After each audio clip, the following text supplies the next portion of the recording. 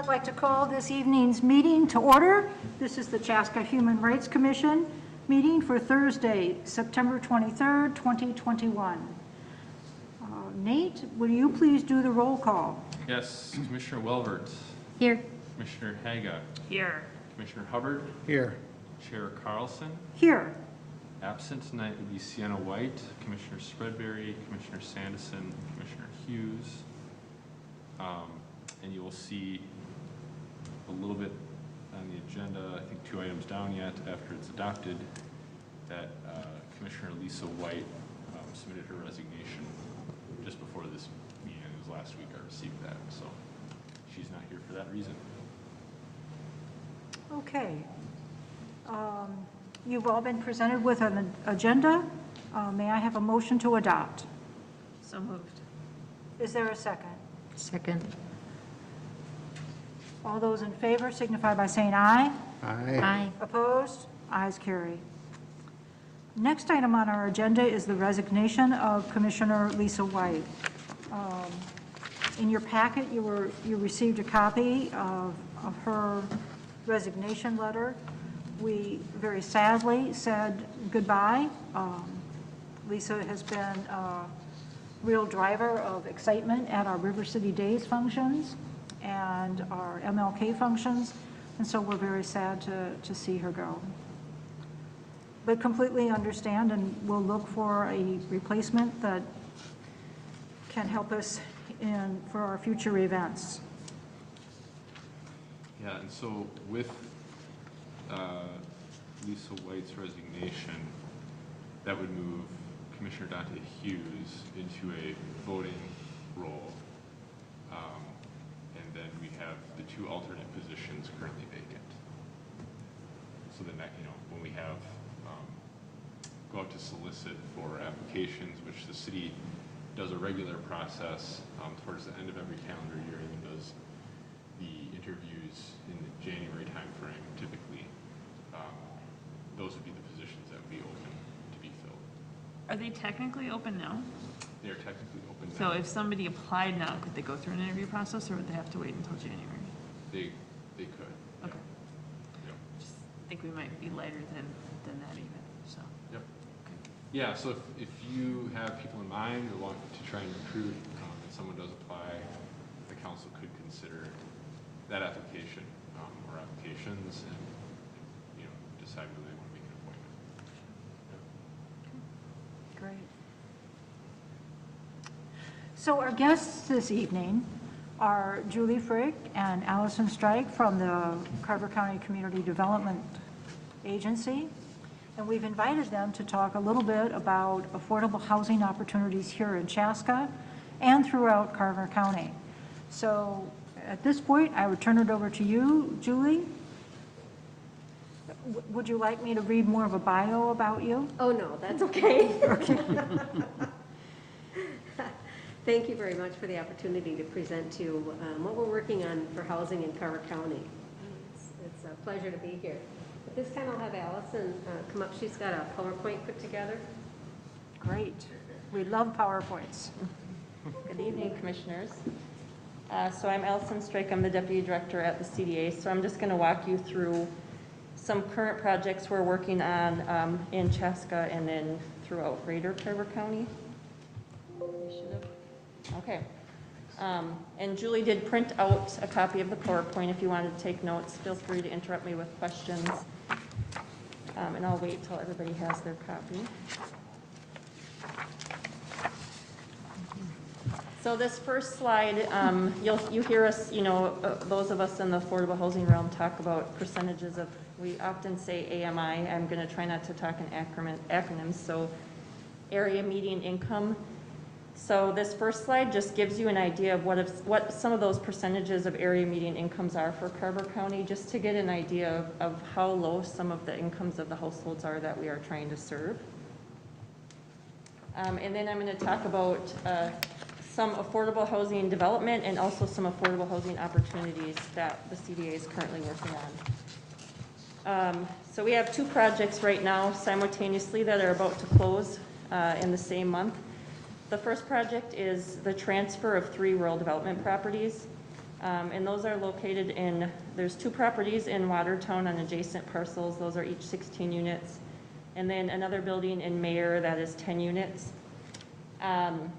They all serve households at or below 80% of area median income, so you can reference what that would be on that first slide, or yes, the slide with income limits.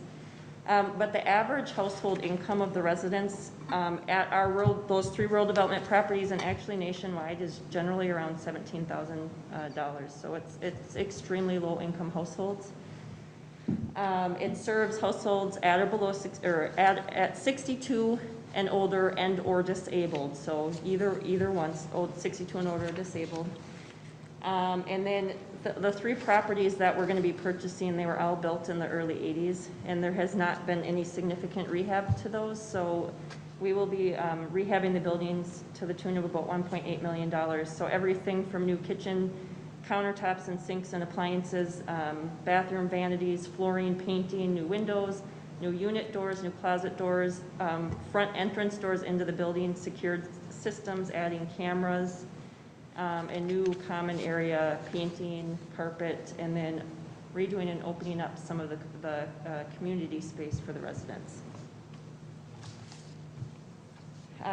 Trails Edge South is our new construction project that we're super excited about. That's going to be in the city of Waconia, right across the street from Target. This was funded through Minnesota Housing, so it's a 9%, it's a low-income housing tax credit deal. It'll be 60 units, it's 15 one-bedrooms, 32 bedrooms, and 15 three-bedrooms. And then the entire project, every household will be at or below that 60% of area median income. And then we have some subsidies that will further restrict who we can serve. So we'll have 4 units using housing supports, which is a state-funded sort of rental assistance program, and that they will serve high-priority homeless individuals or families coming off of coordinated entry. We have 4 units that will be designated for people with disabilities. In those 8 units, the high-priority homeless and the people with disabilities, those will all be households at or below 30% of area median income, and they will all be long-term homeless. And then we were also awarded 8 project-based vouchers through Metro HRA. And so with a project-based voucher, all of those units will serve households at or below 50% of area median income. And the nice thing about a project-based voucher, so what it does is Metro HRA attaches a housing choice voucher to the unit. And so that household pays 30% of their income towards their rent. Metro HRA subsidizes the rest. And then after 12 months, if a voucher is available, that household can take a voucher and move anywhere in the United States. And then we keep a voucher attached to the unit for the next household.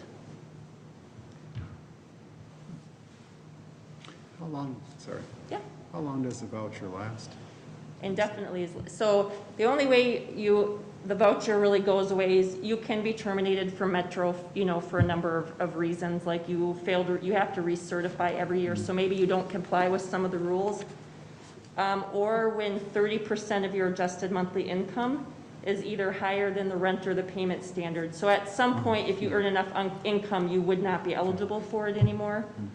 But otherwise, if you continue to remain eligible and you comply with the rules, there's not a time limit on how long you can be on it. Okay. Allison, you said the high priority homeless, and did you say coordinated entry? Yes. What is that? Can you explain that? Yeah. All right. So coordinated entry, it's a HUD mandate that's been implemented across the United States, and what the whole premise of coordinated entry, it's like a no wrong door policy, and what it's meant to do is prevent homeless people from getting shuffled from agency to agency. So what it does is it creates coordinated entry access points where you can go and get what's called a homeless assessment or homeless intake. And then that helps get you on what's called the coordinated entry list. And that list is then used to refer people back out to programs.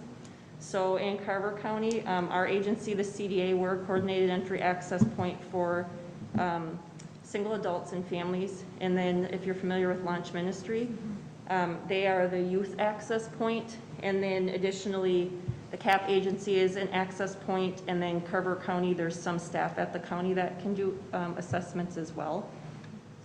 So those 8 units, like I said, at Trails Edge, those individuals will come off coordinated entry.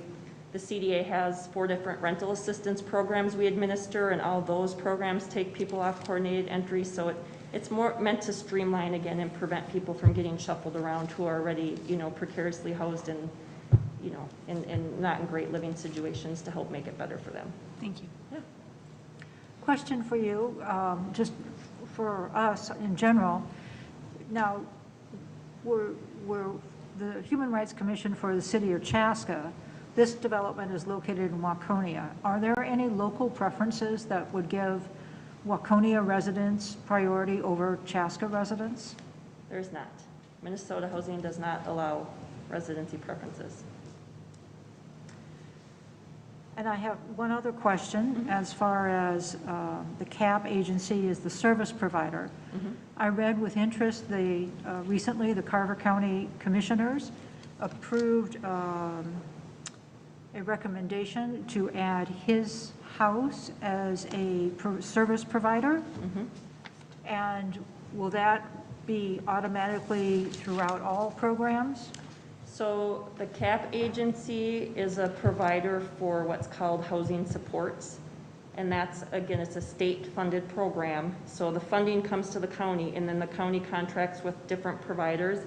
And so Carver County has the CAP agency, Skyline, and Simpson Housing are the only 3 providers in Carver County that can do housing supports. And that's why we're contracting with the CAP agency. His house is approved to do what's called housing stabilization.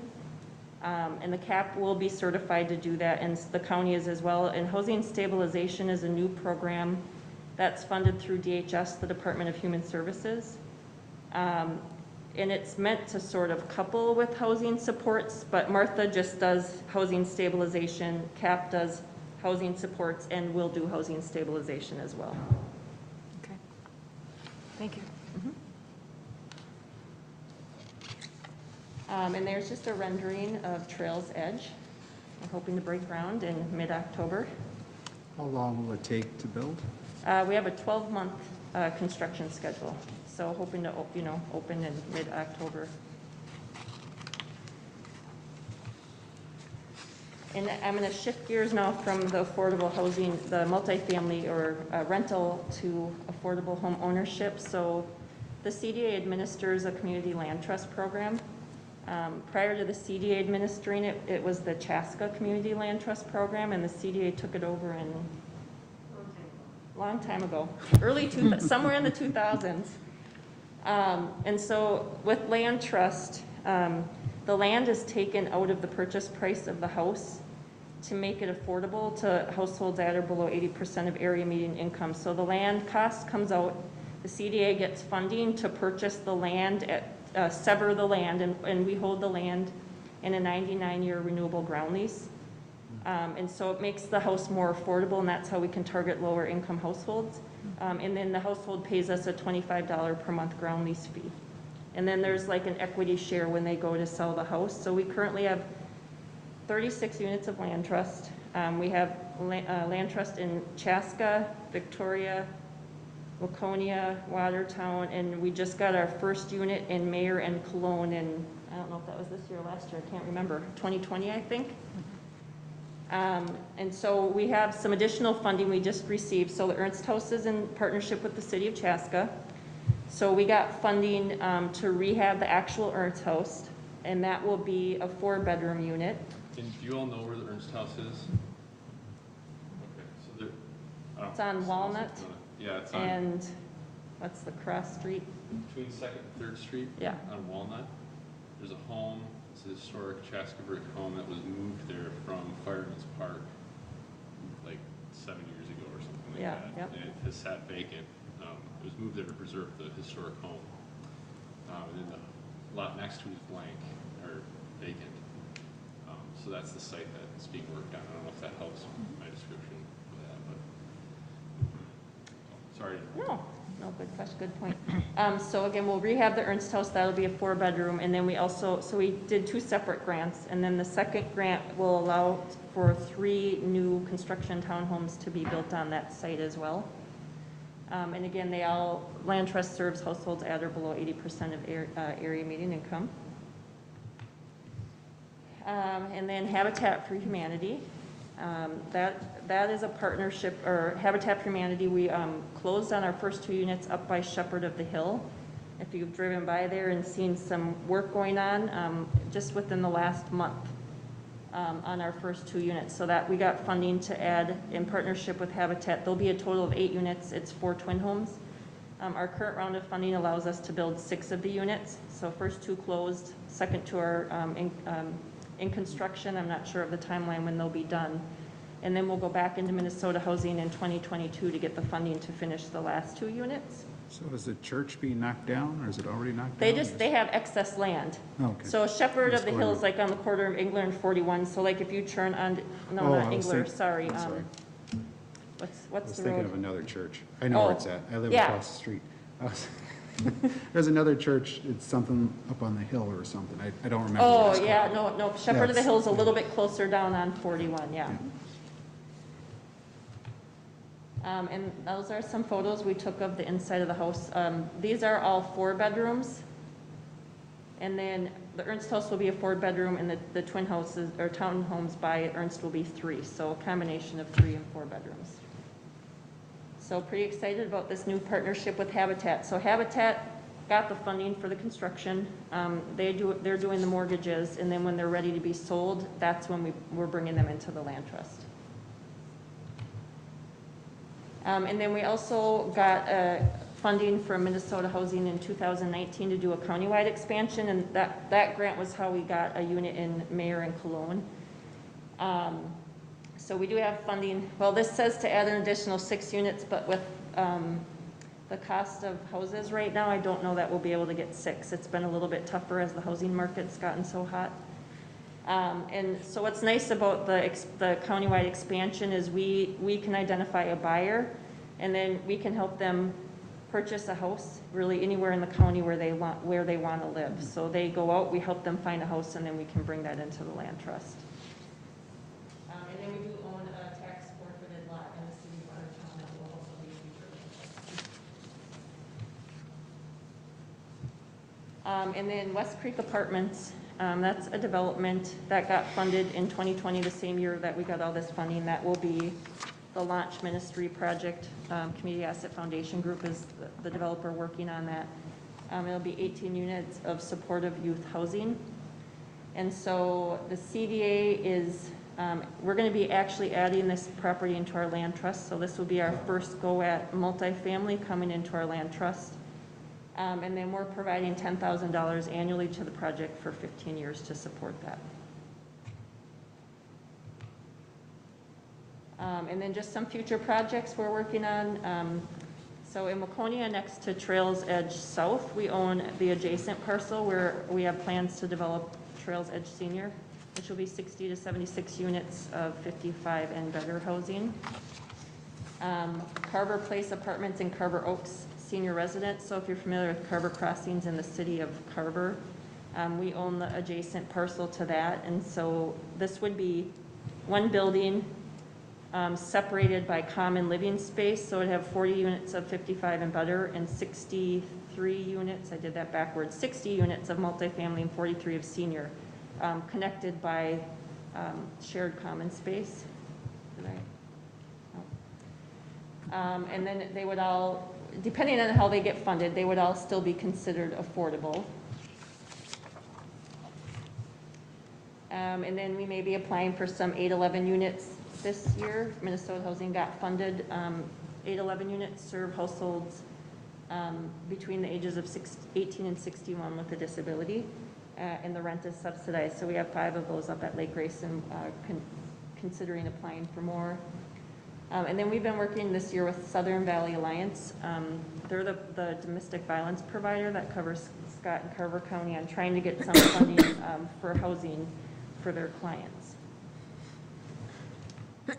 And would that be temporary housing or permanent housing? It depends on what they need. I think they're interested in both some temporary, more like temporary emergency, and then also some more like long-term subsidy to help people, you know, as they get away from their abuser and try to be on their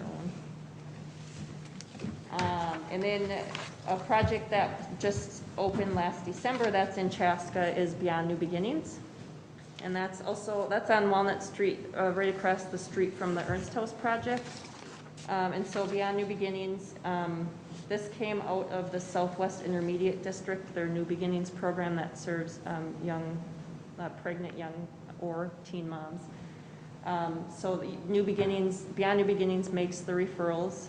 We have 4 units, and they all have project-based vouchers, so all the rent is subsidized. And then there was a retail space, you can see in the photo, we rehabbed it. And that's where they hold their programming space with the residents. And then I think this is the last one. So this is on 2nd Street. We purchased a 4-plex in, that I think was 2019. It's got 4 units, and on that one, we have a partner with MACV, so they make referrals for homeless veterans. And then we own and manage the building, again, 4 units. That one we completely rehabbed. We pretty much gutted the units down to the studs, and then rehab back in, so. This was one, correct me if I'm wrong here, but there was a lot of activity that was gaining our police department's attention at Yes.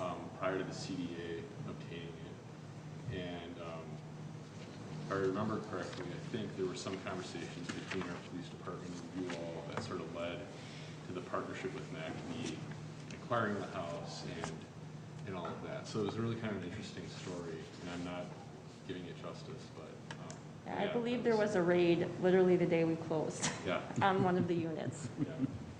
So, yeah, it's been It's a great Yes. opportunity to house veterans, but a nice improvement, I think, for the neighbors too. Right. And that's just some before and after pictures. We added washers and dryers into each unit. And this project, what's nice is we got some donations, I think, the Chaska Lions, Beyond the Yellow Ribbon, and Home Depot all made donations to help with the rehab of this building. Any questions for Julie? So you do take donations then? If someone wanted to donate something in the future, does it depend on the We location? can take or- donations, yes. We can't fundraise, but we can take donations. Who would they talk to if they were making a donation? They could chat with Sarah. Sarah could let us know. They could just call the CDA and talk to myself or Julie.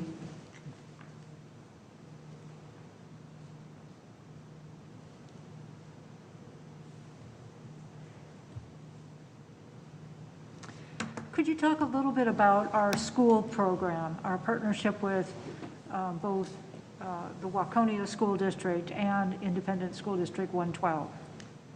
Yes, so we have a memorandum of understanding signed with all 4 school districts in Carver County.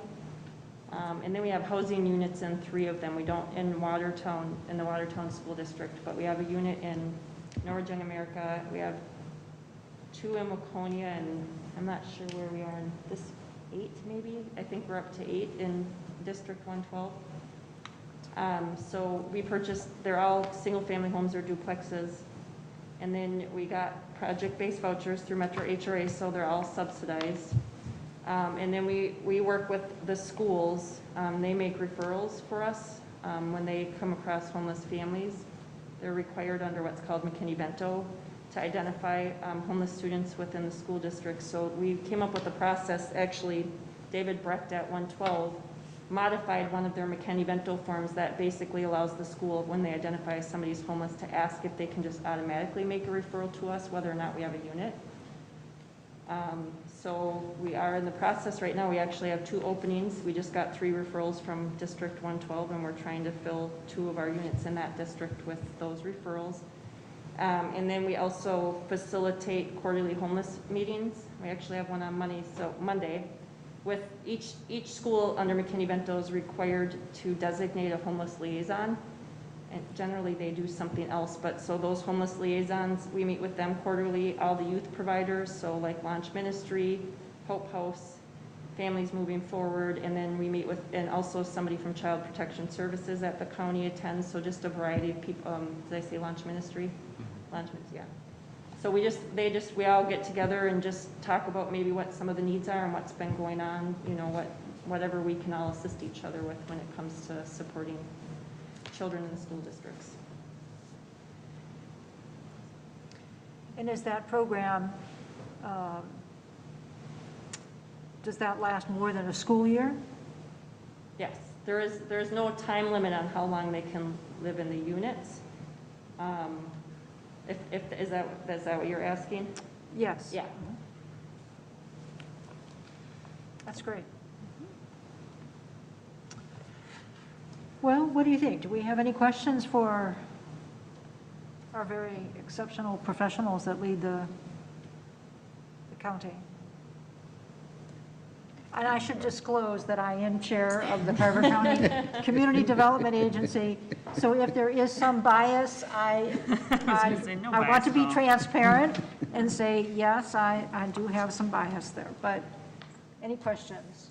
Thank you. Thanks for coming in. Thank you. Thank you for so much sharing for that. being here. And you should know that we are broadcasting live. Now that you're done talking, yes.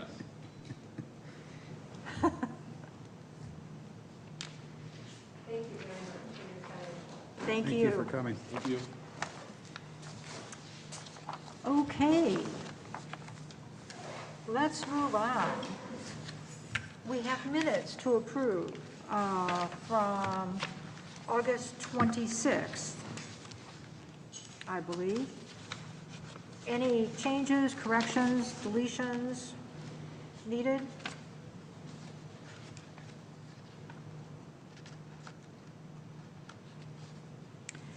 Having heard none, may I have a motion to approve?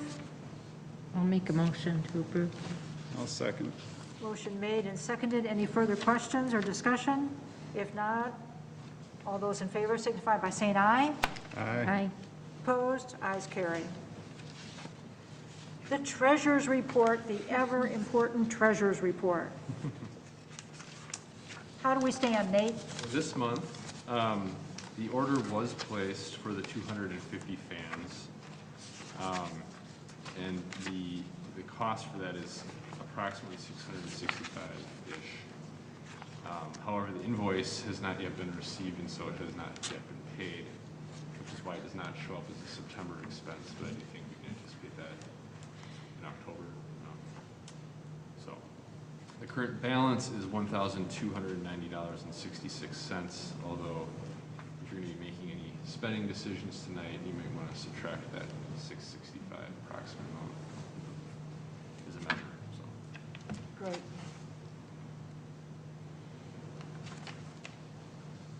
I think in the past, we've always had a motion to approve the treasurer's report. May. So moved. Thank you, Kaylee. Is there a second? I'll second. Thank you. All those in favor signify by saying aye. Aye. Opposed? Great. So next come the committee updates. Budget. Oh, I'm the budget. Let's see. We submitted our budget to those that be at the city council, and it's in the process of being reviewed. The levy was processed or approved on Monday. So Preliminarily approved. preliminarily, I'm sorry, I forgot that word. Yep. So it is very hopeful that we will have the budgeted or asked for $5,000 for 2022. But I guess we can't count the chickens before they hatch. Is that the expression? I believe it is. Okay, so perhaps we should wait before we do the congratulations dance. When is the official decision? Final approval of the budget is the first meeting in December. It's the first Monday.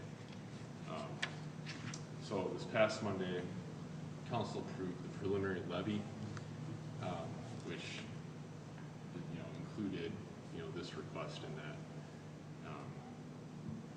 So it's a solid, good step. I think you've got the right momentum. We'll see where they go.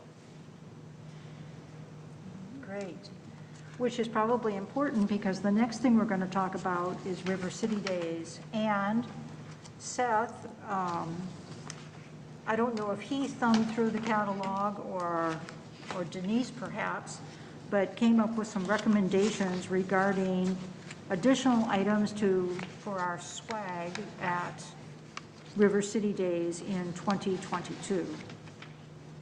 And you can see his recommendations included a sport flyer, a spring toy, a little piggy bank, a dart rocket, Tangle Junior puzzle, and last but not least, bubbles. Lisa was also on that committee, and sadly, I didn't get her opinion about what items she thought might be the best giveaway to attract children to our booth next year. But does anybody have comments about these items? I would suggest the sport flyer. Here's my reasoning, because I was paging through this, and I think with bubbles are good. I think we can get rent a bubble machine, buy a bubble machine, have a bubble machine to blow bubbles to get people to come over. And then, Good idea. the kids can grab the flyers, they can use them as fans, they can go out in the grass and throw them, but then you run the risk of them hitting somebody. Is the thought that we are blowing out the budget this year so that we don't have to buy anything next year? That is one of our thoughts. Because River City Days isn't in the budget for next year.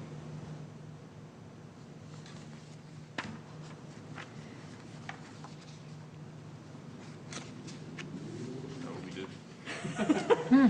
I'm just trying to think of why we need more.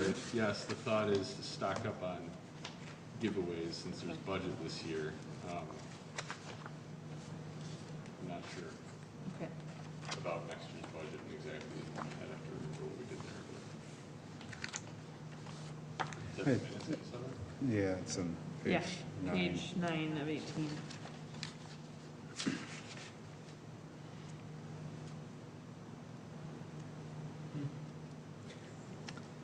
I suppose so. I think just because we did not identify a specific item for River City Days, I think we'll have a total of $5,000 to be distributed throughout the various events that we want to host in 2022. So I think, is this an urgent request tonight? It can be. You might want to hear about some program opportunities down there in 7D before we make a decision about bubbles versus rockets versus sport flyers. Well, we have a couple months on that even, right? I mean, We Right. do. So if you want to use up this year's budget, That is our goal. Placing the order sooner than later would be to your advantage, especially if we have a delay on receiving the invoice like we're experiencing with fans. Because the risk would be is that it would arrive in January, Right. and then it would come out of our new budget. Right. I understand. well, if it's, as long as it's invoiced before December 31st, it would come out of this year's budget, correct? Correct. All right. Yep. But So yeah, we just keep in probably mind have that- about at least a month Right. that we could do it. Yep. Right. Along, I think where you're going, I'm thinking about the partnership with the American Indian Parent Advisory Council, and yes. So I think I would like to see what other programs we might have yet in us before the end of the calendar year, before we can.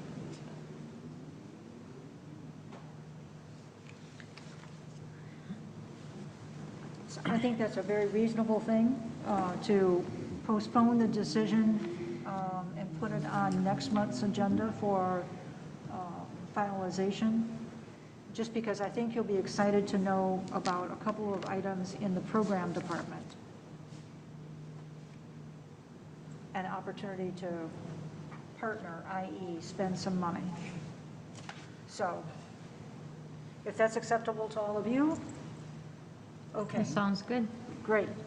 So that leads us to the MLK celebration, and I think, Jen, you were going to do some reporting on that? It's a short report. We had a meeting on September 8th.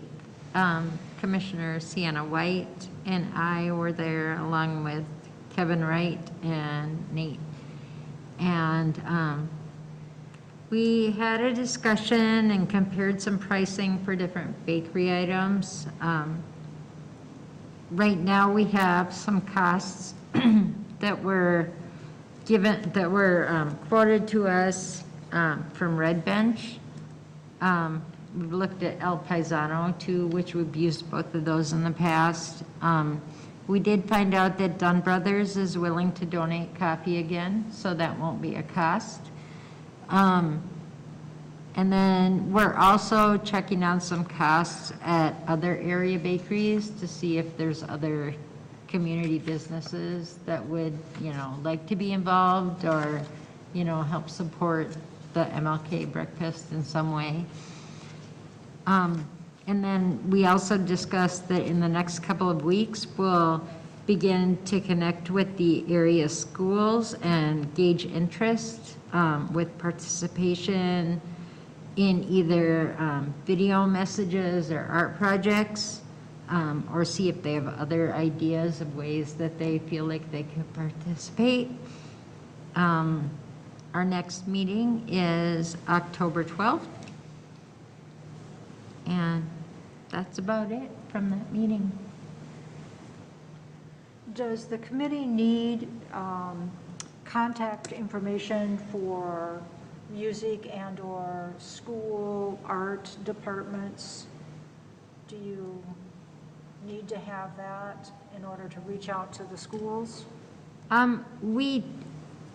For our small group that was at the meeting, between the four of us, we each have personal connections to some people at different schools. Robin Francis is also on this committee. She couldn't attend the last meeting, but she is probably going to be our resource to figure out who we will talk to at the schools if none of us had connections Great, to a specific place. wonderful. Is there anything else that the committee needs to continue your planning? At this time, I don't think so. It's moving along, and we're kind of following the overall plan that we had started at the beginning of the year, that this is probably a good place where we start ramping up some of the planning again. So this meeting, there wasn't a whole lot of big news, but I think it's going to start ramping up in the next couple months. Great. Thank you. Any questions for Jen? Okay, program. Let me fill you in on the exciting news of the program. Oh, who's on program committee? Oh. Kaylee. You just look at the camera. The program committee, we've got a couple of exciting opportunities. The first one I want to talk about is she'll be a guest speaker for us next month, but her name is, I'm sorry, I'm blanking on her name. Kelly Brennan? Yes, Kelly Brennan. She is with, or represents part of the Diversity in Books program with District 112. And we have talked about how possibly we could be a partner with that program. And she's mentioned briefly two ways that we could be helpful. One is to physically make appointments and read books. And there's a variety of books that we could read to students. The second combination is actually in partnership with them, looking at books to purchase for them to utilize in the schools, primarily for elementary and middle school kids.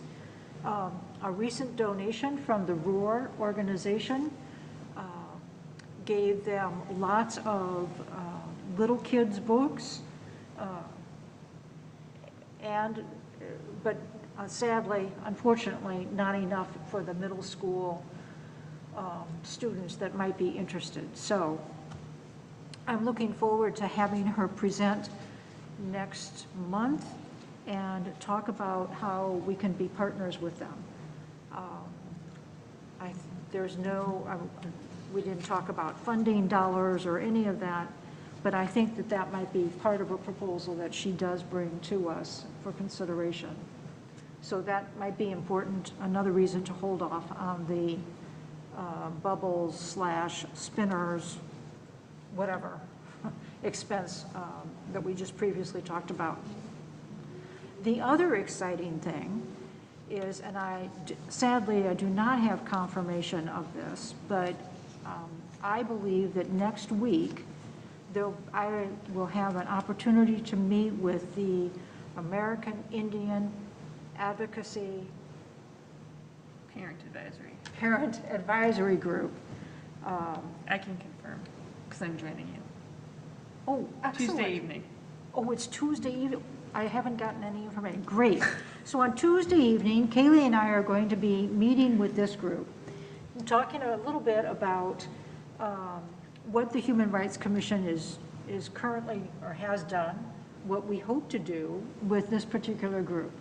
And I think it ideally ties in with our acknowledgement of Native populations in November. I think that's on our calendar, our diversity calendar. And so I'm excited that we can meet with them and talk a little bit about what we can do. I understand that last year they did sponsor a project, but what that was, I'm sorry, I don't know. Do you know, Kaylee? I'm not off the top of my head. Okay. So those are two exciting partnerships that I think are just terrific opportunities for the commission to be partners to. So that's my news and excitement. Except there's one more thing, drum roll.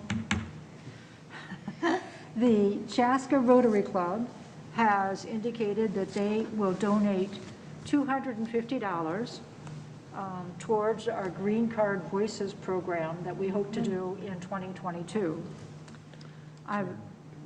In addition to that, they've also offered us the entire month of March, their guest speakers at their weekly meetings. Now, we would explore that partnership and how we could bring speakers that would talk about Green Card Voices or perhaps diversity issues in a brief presentation to the Rotary Club. And that's March 2022? That is correct. I've also had the opportunity to explore some folks who are willing to make donations to the Human Rights Commission to sponsor this program of the Green Card Voices. So conceivably, we could get maybe an additional $500 to $700. I'm encouraged by the response that I've received from community members saying, wow, that sounds like a great program. So more details to come on that. That's the exciting news from the program. It is, that's great. Okay. Awesome job, program lead.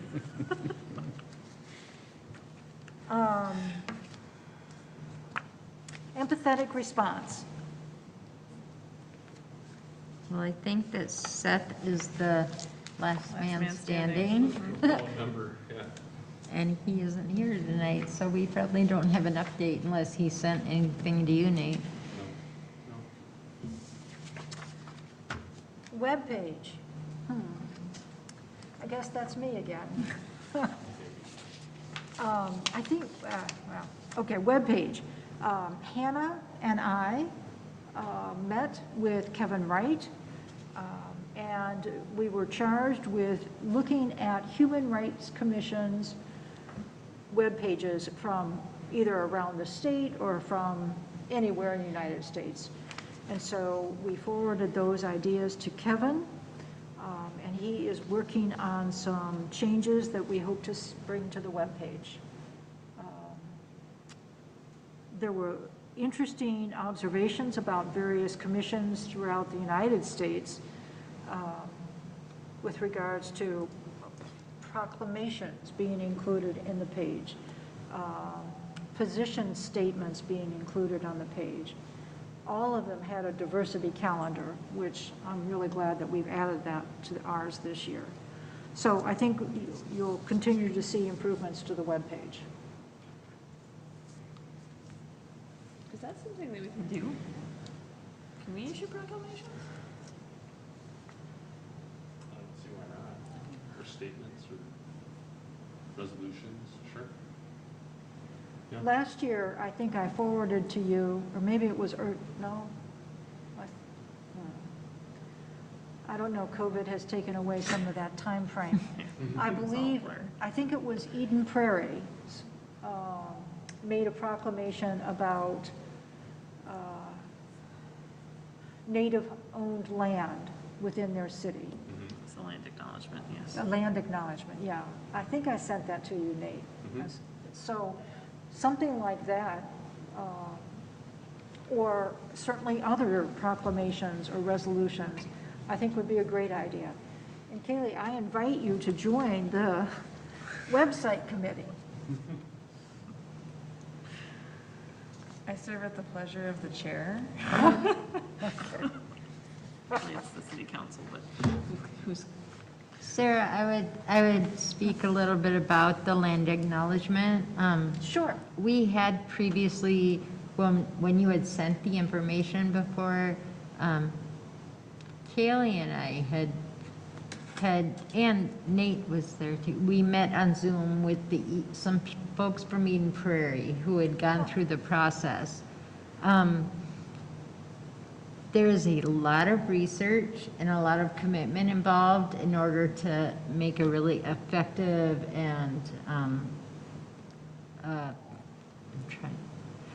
to make just a really good statement that we would want to put out there. And so at that time we had kind of talked about we would probably need a committee to do some of that work and maybe get involved with other people in the community before that was taking place. And then COVID came. So that all kind of went away. Like for groups getting together and planning things. But I think it's something that we could still explore. I mean, we still have the emails and the contact person to kind of give us a roadmap of how they did it. And so, maybe in the new year, that could be one of the new committees. I think I would submit that before we go too far down on that road, we should have a conversation with actual Native community members to see, so it's not an idea of somebody from outside the community bringing it forward. And we'll make some contacts on Tuesday night, and maybe we can start a conversation. Yeah, I think that was something we discussed when we were talking about doing this, is that you had mentioned the parent group at the school might be someone to connect with, that we can start getting ideas and building relationships so that, it's not just a bunch of white people just sitting here making this up, when it should really be including everyone that's involved. Yeah, I think that'll be a good first step, and then we can kind of see where things go. Okay. Any new business? I don't have new business, but I have a question. When does the nomination form become available for the Human Rights Award? It's currently posted, but I Okay. think, it's probably, we're getting to the time of year where it's good to start promoting it more. So we can start doing that. I can talk to Kevin, trying to promote it on our social media outlets. We have done ads in the Herald before, so I don't know if that's something that the commission feels is worthwhile. We could do that again. But I do think that often word of mouth and, making suggestions or approaching people is the most effective way to go about it. And I think during the time that I've served as the staff liaison of the Human Rights Commission, which I'm on my 5th year now, only 2 of the years have we actually had nominations submitted. All the other years, all the nominations have come from the commission members themselves. So I've just put that out there so you kind of understand the history with that. But I do think that the word of mouth and the direct invitation has been a way that when we have had nominations submitted, how that's been most likely to come about. Maybe you and I can put our heads together and do a letter to the editor. I think that might be more effective than, or a guest column, that might be more effective than an ad. Yeah, That section gets read with more frequency. So. Ads cost money. They cost money, and I think it also, the effectiveness depends on where it ends up being placed as well. Right. So I know there have been situations, and this is not a knock on the Herald by any stretch, but where we have placed an ad, and I myself missed it, that week just because of everything else that's going on inside of that paper. So that may be that may be a way to think about it. Would be a guest column type of thing. Great. Does it cost money to put some information into the utility bill? I mean, there's a cost of printing, but what would it cost us? No, I don't think that it would. There's insert, and we do an insert on a pretty regular basis with that, and then there's also the message on the back of the bill, which I think maybe the insert probably catches people's eye. It's going to then the message is on the back of the bill. I think that insert is really effective. I remember when we did Marnita's table, there were people who attended who said that they found out about it through their utility bill. Mm-hmm. Okay.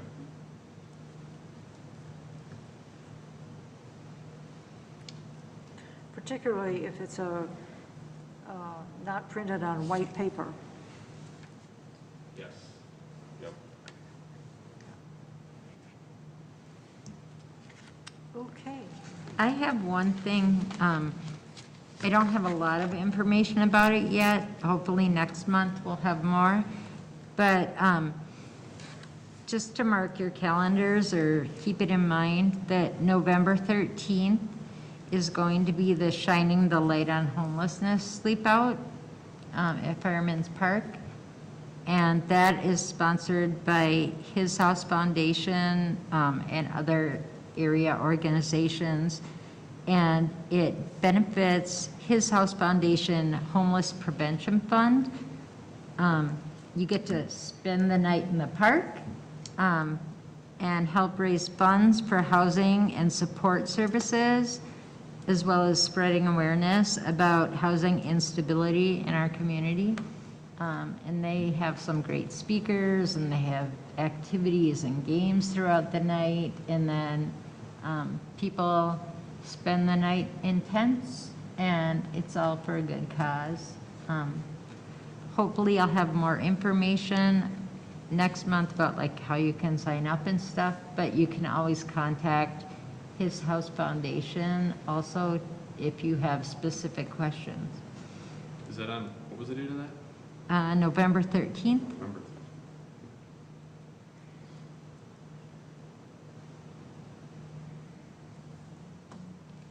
That's a great add to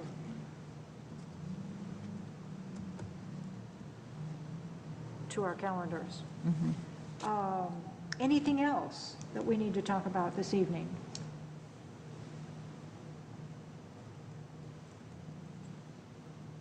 Start from the right. No? Nope, I'm done. Kaylee? No, ma'am. Martin? No, ma'am. Excellent. Well, Nate, do you have anything else you want to add? Nothing. Okay, so our next meeting date is October 28th, 2021, in this very room. And look for Kelly Brenny to come and talk about the Equity Advisory Council Diversity in Books program. Good stuff. Thank you very much. Now that you talk about next meeting date, that reminds me. I We did should have talk something. about November's meeting date November. because Yes. it is Thanksgiving? Before Thanksgiving. Thursday is Thanksgiving, yes. So I assume many of us will be in a turkey coma at our typical meeting time. But do not fear, when staff put together the official meeting calendar for 2021, we had the foresight, and this is all Denise, I'll give her credit, to realize that the fourth Thursday is Thanksgiving. And so we did plan for November 18th, which would be the third Thursday, to be the meeting date for November. So you might want to just make sure your calendar is ready for that little bit of a change. I think looking towards December, we're probably just fine, because it's, well, actually, December 23rd, which would be the Thursday before Christmas Eve, which is on the 24th, right? Friday. So we may want to talk about that in October or November about will that date work for folks, or do we want to, what do we want to do with that? We could move it, or we could cancel it, or we could go with it. So. great. Well, then, may I have a motion to adjourn? So moved. A second. All those in favor signify by saying aye. Aye. Meeting adjourned.